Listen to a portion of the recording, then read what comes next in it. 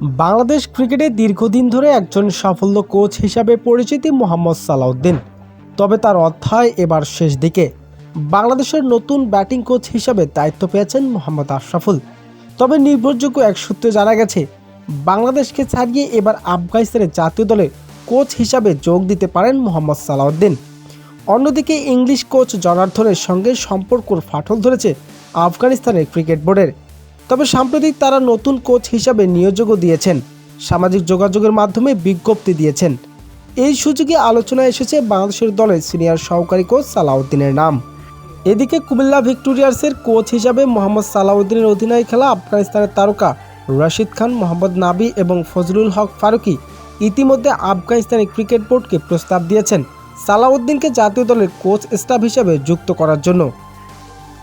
তবে সবকিছু ঠিকঠাক থাকলে আয়ারল্যান্ডের সিরিজে শেষ করে বিসিবির দায়িত্ব ছাড়িয়ে আফগানিস্তানের দলের সহকারী কোচ হিসাবে যোগ দিতে পারেন মোহাম্মদ সালাউদ্দিন।